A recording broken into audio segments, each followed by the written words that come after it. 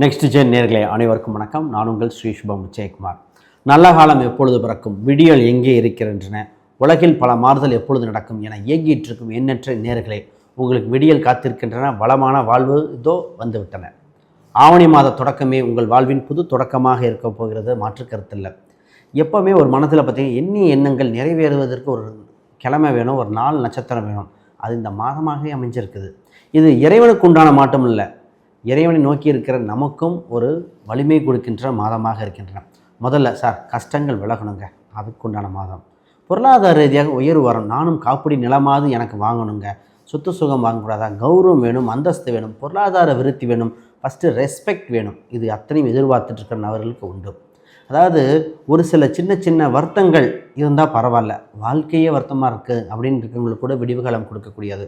நிறைய பேர் சொல்லுவாங்க, சார் கடல் வத்தினாலும் என் கவலை வத்தாது போல் இருக்குது. ஏன் இந்த மாதத்தில் முதல்ல ஆவணி அமிட்டம் இருக்குது, ஓணம் பண்டிகை இருக்குது, கோகுலஷ்டமி இருக்குது, விநாயகர் சதுர்த்தி இருக்குது, சங்கடங்கள் போக்கும் விநாயகர் சதுர்த்தி, அது மட்டுமா வரலட்சுமி நோன்பு. தாலுபாகியத்துக்காக இயங்கிட்டு இருக்க பெண்களுக்கு வரலட்சுமி நோன்பு அவ்வளோ சிறப்பாக இருக்கும். கஷ்டங்கள் விலக சங்கடகர சதுர்த்தி. இது கூட சூரியன் கூட கேது வேறு கோச்சார ரீதியாக சேருது, சும்மா விடுவாங்களா? அப்போ மக்களுக்கு ஒரு மறுமலர்ச்சியான காலகட்டம் வருகிற காலகட்டம். படத்தில் சொல்கிற மாதிரி ஆடி போய் ஆவணி வந்தான், ஏன் நிச்சயமாக அந்த பலன் நடக்க போகுதுன்னே சொல்லலாம். இது நிறைய பேர் இயங்கிட்டு இருந்தாங்க, எதிர்பார்த்துட்டு இருந்தாங்கன்னு சொல்லணும். அதுதான் நெக்ஸ்ட் ஜென் நேயர்களாக உங்களுக்கு பார்த்திங்கன்னா நிச்சயமாக தனயோகம், விருத்தி என்ன, குழந்தை பாக்கியங்கள், செல்வ கடாட்சங்கள், பொருளாதார ரீதியான முன்னேற்றங்கள், அதோட அதிர்ஷ்டங்கள், திடீர் அதிர்ஷ்டம், திடீர் இது, பொருளாதார விருத்தி கூட, கௌரவம், அந்தஸ்து எல்லாமே எல்லாத்தையும் பார்த்துருவோம். இந்த மாதத்தில் நீங்கள் எடுக்கிற ஒவ்வொரு விஷயம் ஒரு விதையாக இருந்து பிற்காலத்தில் விருட்சமாக மாறும் என்பது மாற்றுக்கருத்தில். ஆண் பெண் இருவருக்கும் சமமாக இந்த இது சொல்ல போகிறேன்.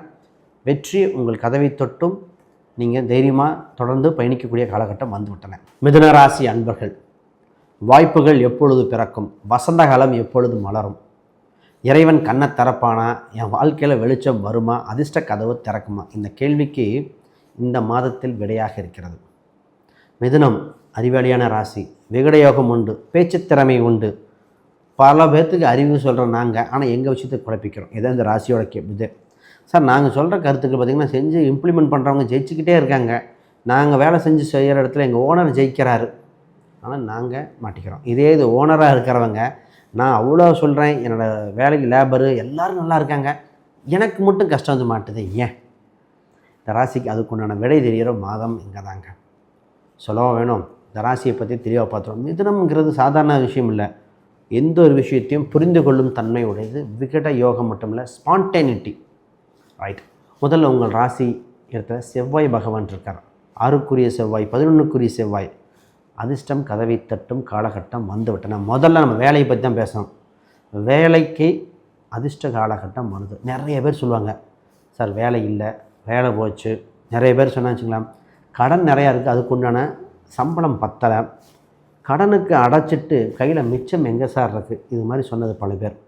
வேலை செய்கிற இடத்துல எப்போ பார்த்தாலும் ஒரு காம்படிஷன் சார், போட்டி போகாமல் என்ன ஒருத்தங்க மேனேஜர் பாராட்டிடக்கூடாது, ஒரு கிளைண்ட்டு பாராட்டிடக்கூடாது, ஏதோ ஒருத்தங்க ரேட்டிங் நல்லபடியாக கொடுத்துடக்கூடாது, உடனே வந்து இது இப்படிலாம் வருத்தப்பட்டவங்க இந்த ராசி அன்பர்கள், ஆண் பெண் 2 பேருமே.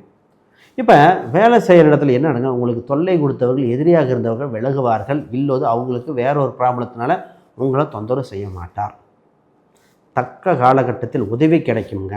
யாருங்க சொல்லுவாங்க, திடீர் வேலை செய்கிறது உதவி கிடைச்சி, வேலையிலேருந்து ஃபஸ்ட்டு கிடச்சிடும். இப்போ இந்த வேலை கிடச்சோடனே என்ன டவுட்னா, இது இன்னொரு பக்கம் வேலை ஆப்பர்ச்சுனிட்டி. சார் முதல் வேலை பார்க்க பக்கம் கூப்பிட்றாங்க, முதல் நான் வேலை செஞ்ச நாட்டில் கூப்பிட்றாங்க, முதல் வேலை செஞ்ச இடத்துல தகவல் வருது, இப்போ என்ன பண்ணலாம், போகலாமா வேண்டாமா, இருக்கிற இடம் சேஃபாக, குடும்பத்துக்காக பார்க்குறதா, ஏன்னா குடும்பம் செட்டிலான மாதிரி இருக்கே சார், ஆனால் போனால் சம்பளம் ஜாஸ்தியாக இருக்கே, இந்த குழப்பம் வர வாய்ப்பு உண்டு. ஆனால் அதில் ஒரு முக்கிய முடிவு, ஜாதகம் தசாபுத்தி அடிப்பில் எடுத்து வாழ்க்கையை நடத்தணும், அதை பார்த்துக்காங்க. ரைட். இப்போ இந்த கேள்விகளுக்கு சார் திருமணம் இருக்குது இல்லைன்னு தெளிவாக சொல்லிடுங்க, இல்லைன்னா சாமியாராக கூட போயிடுறோம். இந்த ஆண் பெண்கள் கேட்குற கேள்வியாக தான் எல்லாம் இந்த இப்போ வருது இப்படியே சொல்லிகிட்டு இருக்கோம். இந்த ஆவணி ஒரு ராசிக்கு 3ஆம் இடம், நல்ல தகவலை இறைவன் நிச்சயமாக கொடுக்குறார். எதனால் எப்படின்னா, உங்கள் ராசிக்கு 7ஆம் அதிபதி 2ல் இருக்கார், திருமண யோகம்லாம் இருக்குது, தசாபுத்தி ஜாதக ரீதியாக ஒத்து வரணும். இப்போ கோச்சாரத்தில் இந்த அமைப்பு வந்தாச்சு, அப்போ திருமணம் வருது, ஓகே. இப்போ கேள்வி, சொந்தத்திலேயே அசல்லையா, இல்லை விருப்ப திருமணமா, இது ஒன்று. ஆல்ரெடி திருமணமானவங்களுக்கு வாழ்க்கையில் சின்ன சின்ன கசப்புகள் போயிட்டுருக்கே, அதற்கு முடிவு என்ன? இந்த கேள்வி கேட்காத மிதுனம் இல்லை. மிதுனத்தில் பார்த்திங்கன்னா, சார் என்னன்னு தெரியல, வர வர ரொம்ப கோபம் வருது, திடீர்னு தெரிஞ்சு பேசுகிறாரு, நானும் பேசிடுறேன், இது என்ன தான் நடக்கும், லைஃபு கன்டினியூ ஆகுமா இல்லையா? ஈகோ கிளாஷஸ் வந்தது. ஈகோவை யூகோன்னு சொல்ல நேரம் என்ன? ஏன்னா இந்த அன்பர்களுக்கு பார்த்திங்கன்னா சின்ன சின்ன கருத்து வேறுபாடுனாலேயே ஒரு இழுபறியாக இருக்குது. அது கொஞ்சம் கவனமாக ஹேண்டில் பண்ணணும். ஒரு சில அன்பர்களுக்கு கைமீறி போய்விட்டன. இல்லை சார் இது கன்டினியூ ஆகலை, அடுத்த நெக்ஸ்ட்டை பார்க்கலாம். இதிலே இந்த நபர்களுக்கு இன்னொரு கேள்வி இருக்குது. சார் முதல் திருமணம் பாதிச்சிருச்சு, ஜோசியெல்லாம் பார்த்தாங்க, கல்யாணம் பண்ணோம், அப்படி ஆயிடுச்சு, அடுத்த வாழ்க்கை இருக்குமா? பொதுவாக இதை கொஞ்சம் கேர்ஃபுல்லாக பார்த்து ஒரு சில பரிகாரங்கள் பண்ணணும். ரைட். இப்போ இந்த கேள்விகளுக்கு இதே இதில் இவங்களுக்கு என்ன கேள்வினா, தன யோகம் என்ன? சம்பாதிக்கிறோம், வருது, செலவாகுது, கையில் ஒன்றும் இல்லை, கண்ணில் பார்க்குறோம், எல்லாம் இப்போ காசை பார்க்குறோம், 10 நாள் 15 நாள் கழித்து 10 கடன் தான் வாங்குகிறோம். அப்போ வருமானம் சம்பாரித்து வேறு யாருக்கும் கொடுக்குறோம், நாங்கள் எப்போ வாழ்கிறது? எங்களுக்கு இடம், வீடு, சொத்து அமையுமா அமையாதான்? நிறைய பேர்த்துக்கு இந்த ஒரு கேள்வி இருக்குது. பொதுவாகவே பண ரீதியாக உங்களுக்கு சுப விரயம் ஏற்படுகிற காலகட்டம், அதை ஒத்துக்கு தான் ஆகணும். 2ஆம் இடத்துல பணம் வரும், ஆனால் அதற்குண்டான செலவினங்கள் முதலீடாகவோ செலவினங்களாக இருக்கும். முதல்ல நகையாக வாங்கி வைக்கலாம். இன்றைக்கி விற்கிற ரேட்டுக்கு நகை வாங்க முடியுமா? நிச்சயமாக காட்டுறதை தான் சொல்லணுங்க. குரு 2 இருக்கு இல்லையா, நகையாக வாங்கலாம், நகையை அழித்து செய்யலாம், அடகு வைத்த பொருளை மீட்கலாம். நகை அடகு வைக்கிறது மீட்கலாமே, ஃபஸ்ட்டு நகை அடகு வச்சதை மீட்டி நகையை திருத்தம் செய்யக்கூடிய காலகட்டம். சீட்டு சின்ன சின்னதாக சொல்லுவாங்க, சிறு சேமிப்பு, இல்லைன்னா ஃபிக்ஸ்டு டெபாசிட்டு, ஆர்டி, இந்த மாதிரி போஸ்ட் ஆஃபீஸ், இது மாதிரி சேர்த்துங்க, உங்களுக்கு தாங்க சேரும். நீங்கள் ஒரே இதில் முழு தொகையை பார்க்கின்ற யோகம் குறைவு குறைவு குறைவு. 2ஆம் இடம் சந்திரனை வச்சுக்கிட்டு ஒரே நாள் முழு தொகையாக பார்க்க முடியுமா? சிறுக சிறுக பார்க்கணும். அதுதான் அமைப்பு.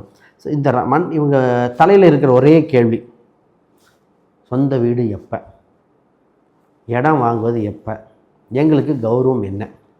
ஆல்ரெடி ஒரு சில வீடு இருந்தால் கூட, சார் வாடகை வருமானம் வரணும் சார், உழைப்பு ஜாஸ்தியாக இருக்குது, ரெஸ்பெக்ட் வேணும், சொசைட்டியில் இப்படி பேசுகிறாங்க, எங்கள் தலைமுறைக்கு நான் சேர்த்து வைக்கணும், கணவன் மனைவிக்கு சேர்த்து வைக்கணும், இப்படிங்கிற சேர்த்து வைப்பதற்காக தன் குடும்பத்தை எண்ணி தான் கேட்குறீங்க. எல்லாத்துக்கும் இந்த கேள்விகள் வந்துக்கிட்டே இருக்குது இந்த மிதுனத்துக்கு. ஏன்னா இது இவங்களுக்காக மட்டும் கேட்கல, இவங்க குடும்ப உறவுக்காக. எல்லோரும் நல்லாயிருக்கும். மிதுனம் ஒன்று நல்லா இருந்தால் பல டக்குன்னு தானம் பண்ணிடும், எல்லாத்தையும் வாழ வச்சிடும். இதுதான் இந்த ராசி. இதற்கு நிச்சயமாக அந்த அமைப்பு உண்டுங்க. உங்களுக்கு அதுக்குள்ளே ஜாதக ரீதியாக உங்களுக்கு செகண்ட் ஹேண்டு வீடுன்னு கோச்சாரத்தில் காட்டுது, ஜாதக ரீதியாக தான் பார்க்கணும்.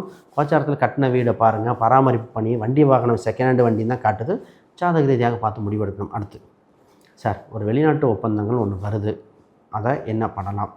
அது அங்கீகாரம் கிடைக்குமா? போனால் நல்லா இருக்குமா? புதுசாக கிடைக்குதுன்னு. இது இம்போர்ட் எக்ஸ்போர்ட், வெளிநாட்டு சம்மந்தப்பட்ட பிஸ்னஸ் சம்மந்தப்பட்ட கிராண்டாக சூப்பராக இருக்குது. அப்போ இது சூப்பர். இந்த ராசி அன்பர்கள் ஹெல்த்தும் குழந்தையும் பற்றி கேட்காத மிதுனம் இல்லை. குழந்தை பிறப்பு எப்பொழுது? இது குழந்தை இல்லாதவங்க கேட்குறது. குழந்தை இருக்குமா இல்லையா? 16 வகை செல்வத்தில் இந்த செல்வமே எங்களுக்கு இல்லையே அப்படின்னு. இது குழந்தை இருக்கிறவங்க, சார் குழந்தைய பற்றி ஒன்று மாற்றி ஒன்று வருது இப்படின்னு குழந்தையாக இருக்கிறாங்க. இதே கொஞ்சம் பெருசானவங்க, என் பையன் என் பொண்ணு என் பேச்சை கேட்கலை அப்படின்னு சொல்லாத மிதுனம் இல்லை. ஏன்னா இந்த ஒரு டிஃப்ரென்ஸ் ஆஃப் ஒப்பீனியன் மிதுனத்துக்கு வந்துக்கிட்டே இருக்குது. அது பார்த்து சரி செய்ய வேண்டிய கடமை கோச்சார ரீதியாக அப்படி தாங்க இருக்குது. இதுதான் அது. அப்போ இந்த ராசி என்பர்கள் பார்க்கணும். இந்த ராசி இவங்கள மட்டும் ஹெல்த் விஷயத்தில் கொஞ்சம் பயந்துருச்சு. ஹெல்த்தில் அது தொந்தரவாக இருக்குது சார், கொஞ்சம் பார்க்கணும் சார்னு நிச்சயமாக பார்க்கணும். ரைட். இன்னும் இந்த ராசிக்கு சொல்லிக்கொண்டே போகலாம். வேறு கேள்விகள் சந்தேகம்னா கீழே கமெண்ட் பண்ணுங்கள். அடுத்த வீடியோவில் கூட தெளிவாக நம்ம இன்னும் கொடுக்கலாம்.